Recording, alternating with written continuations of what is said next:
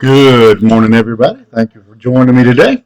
If you want to follow along, we will be in the 26th chapter of Proverbs today, starting in the 17th verse.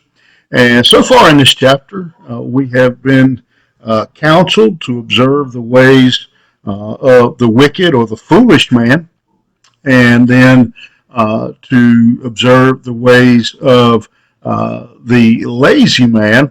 And now in this next section, we see another example that we are given here, and that is to study or to learn the ways of a busybody, a troublemaker, a gossip, whatever word you'd like to use. And I think there's really two pieces of counsel in all of this. One of them is to learn to identify the lazy man, the wicked man, the busybody, so that we can avoid them. But then we also um, so that we don't follow in their footsteps. So we recognize those negative traits, and that we don't follow in their footsteps. And so let's look at the busybody here, beginning in verse 17. He that passeth by and meddleth with strife belonging not to him is like one that taketh a dog by the ears.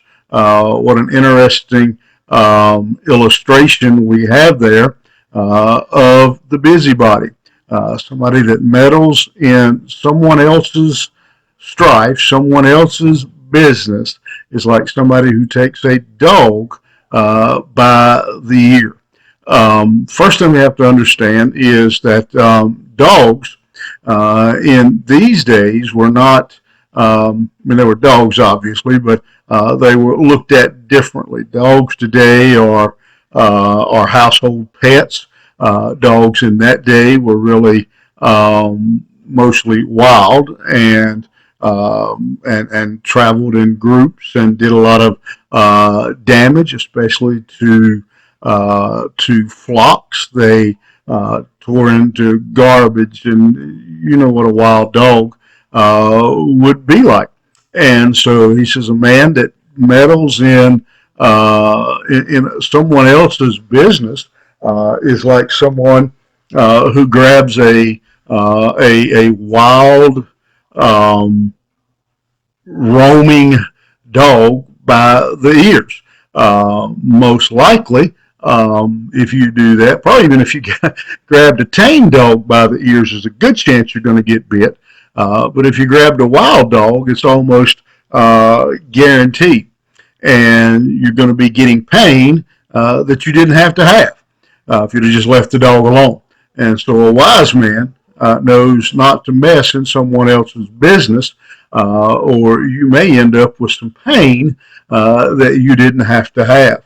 At verse 18 is a madman who casteth firebrands, arrows, and death. So is the man that deceiveth his neighbor and saith, Am not I in sport? A man who practices deception, who deceives his neighbor, is a dangerous person. He says it's like a crazy man running down the street, shooting flaming arrows into people's houses, shooting them at people, and striking people's homes, striking people. What kind of person is that? Well, that's what he says. That's what a busybody is, basically. Somebody who runs down the street just shooting random burning arrows. But then he says, "So is the man that deceiveth and says, Am not I in sport?" This is, and all of us have probably experienced this. We've probably all done it.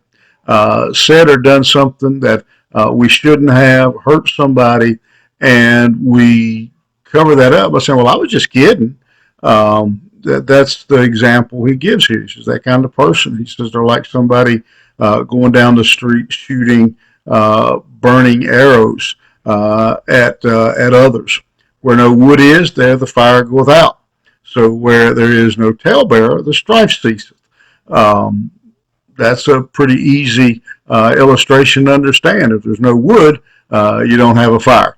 If you don't have a gossip, you can pretty well, things will die down. But you give, it doesn't take but about one person who is a busybody, who is a gossip, to stir up difficulty and trouble. He's advising us to take the fuel away. Verse 21, as coals are to burning coals and wood to fire, so is a contentious man to kindle strife. Again, that same image of someone who, just like adding charcoal to or another piece of wood on the fire. He says a contentious man goes about adding fuel to the fire.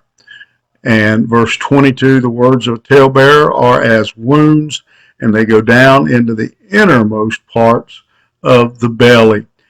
He ends this section by saying, showing how dangerous and how painful this person is, that he injures, and he the gossip, the tales that he tells do so much damage. And so again, we have two ways of approaching this text. One of them is to be aware of these type of people, be careful in our association with those kind of people, but also that we are careful not to become one of those people, that we don't, the gossip who says they're like a piece of firewood on the fire. We don't add fuel to that fire ourselves by listening and being involved in those things. We need to be careful that we don't tolerate, and we don't become a busybody. Think about that today. Good words, good warning. We all know the damage that has been done. Many marriages, many homes, many churches have been destroyed by someone playing the busybody. Have a good day. We'll see you here tomorrow morning.